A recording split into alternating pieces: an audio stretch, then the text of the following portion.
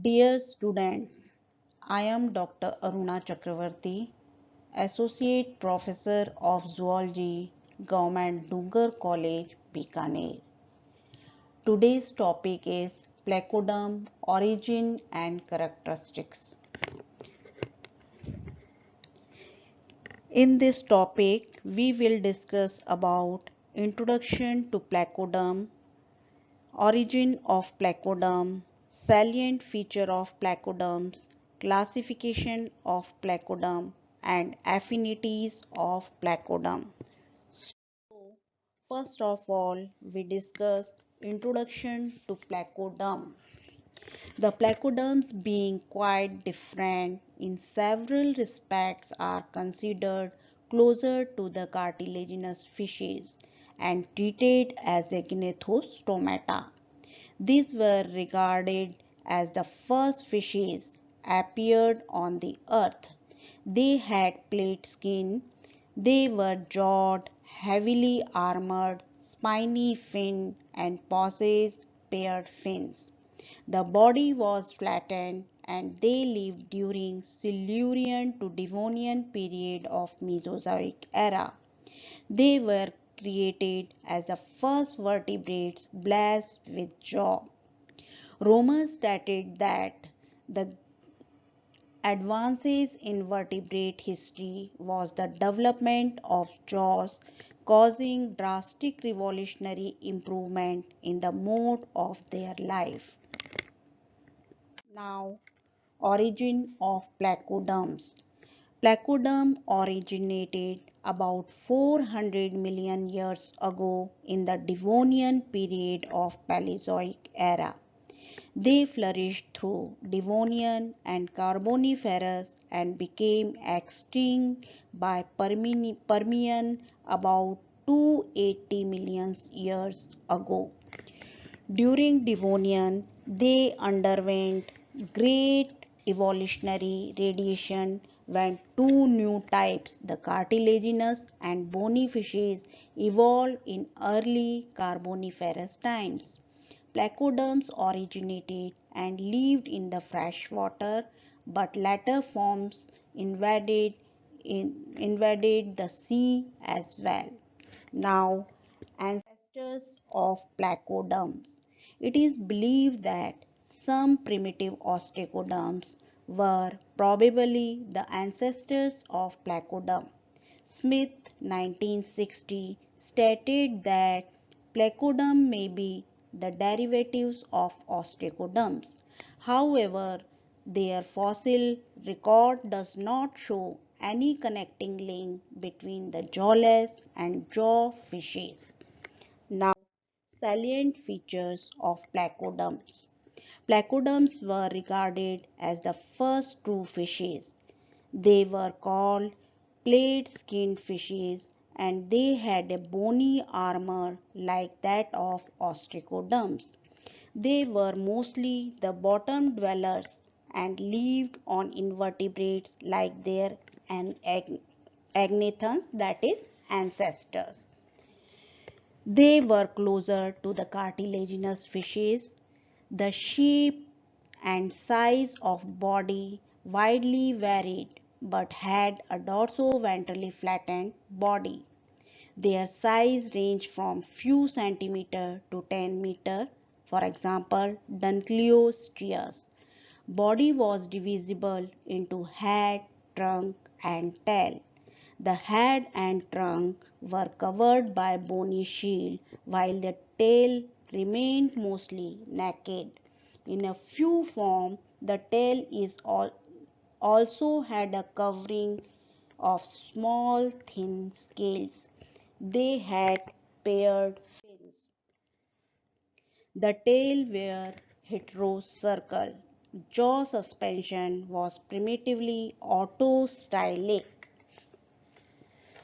Palatochondrate and mandibular bones remain unossified and fuse rigidly to the head shield or to the inner part of the cranium.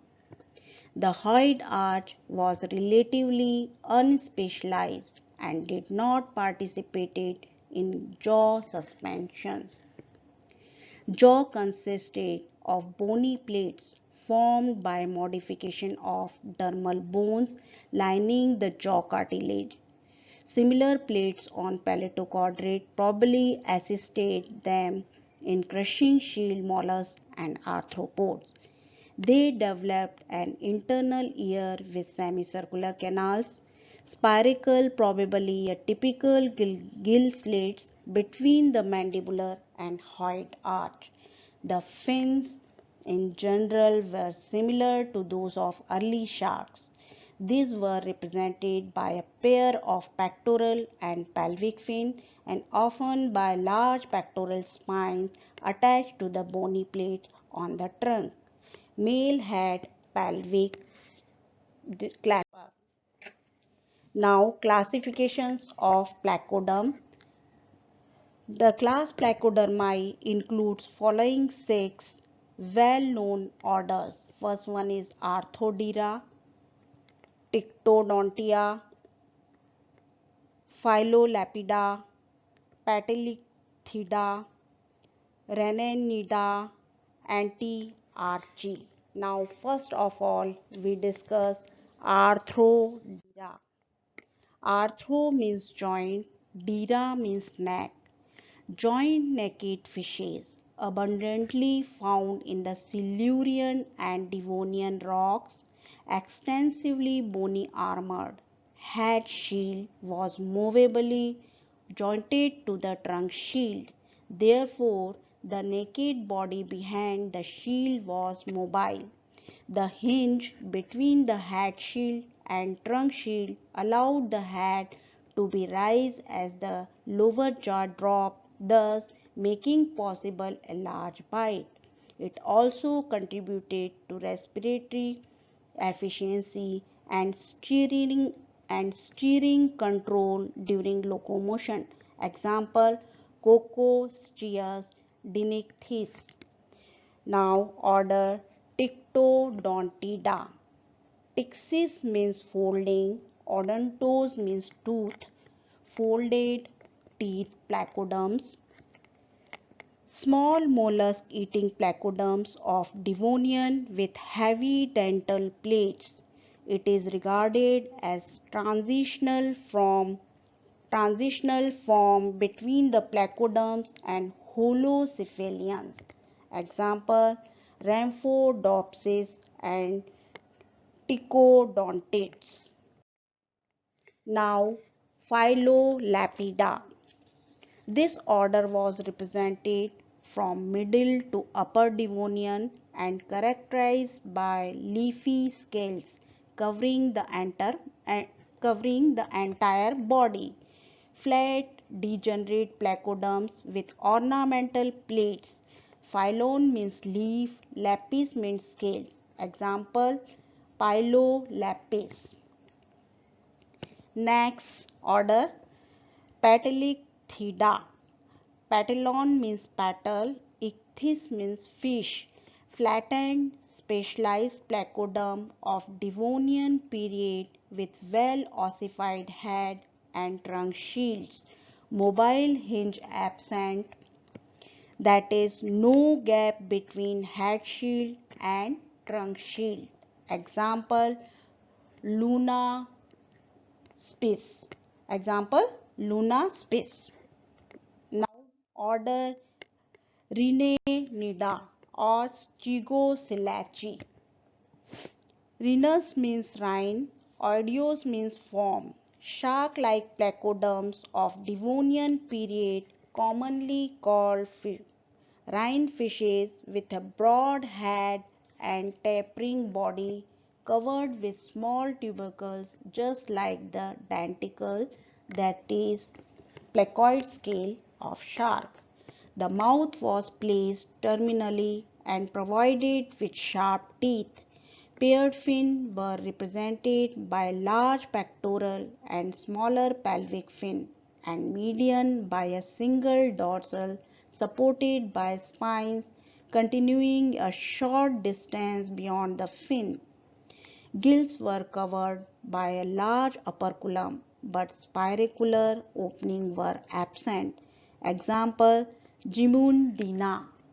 Next order Antiarchy. Anti means before, archeon means ancient. Ancient, small, heavily armored placoderm, very well adapted for bottom feeding and bottom living. Mouth ventrally with jointed movable hook-like pectoral spines. Eyes located dorsally, though these forms were less in number but very similar to orthodires. Example, Bothriolepis or Pterychthodis. Now, characteristics. Placoderms were the first vertebrates to have jaws. The origin of jaws appeared to have greatly revolutionized their mode of life. Jaws have enabled them to evolve and spread into a variety of food resources, and many of them even became predators. This led to the evolution of efficient muscular, sensory, and nervous system. Another morphological contribution of placoderms was the acquisition of paired appendages. Placoderms may be regarded as the derivatives of ostracoderms. During Devonian, ostracoderms gradually became extinct and placoderm replaced them. Most of them were not successful in the long run. They may thus be regarded as an ancient experiment in the evolution of jaw vertebrates. These are two controversial views. Placoderm became completely extinct without giving rise to any surviving forms, and Placoderm gave rise of two groups, namely bony fishes, that is Osteichthyes, and cartilaginous fishes, that is Chondrichthyes. Now, affinities of placodermi. Placoderms, like that of the ostracoderm, possess the heavy bony armor. Nevertheless, they show advancement and have developed jaw, paired fin, and internal ear. Placoderms gave origin to two groups, namely bony fishes and cartilaginous fishes. This group originate in fresh water and have entered the sea later only. The bony fishes are known in the fossil record from early Devonian period, and the cartilaginous fishes are known from mid-Devonian period. This finding proves that the bony fishes emerged earlier than cartilaginous fishes. The possession of bone is primitive character, and its absence in the cartilaginous fishes is due to degeneration. So, thank you student. Thanks for watching.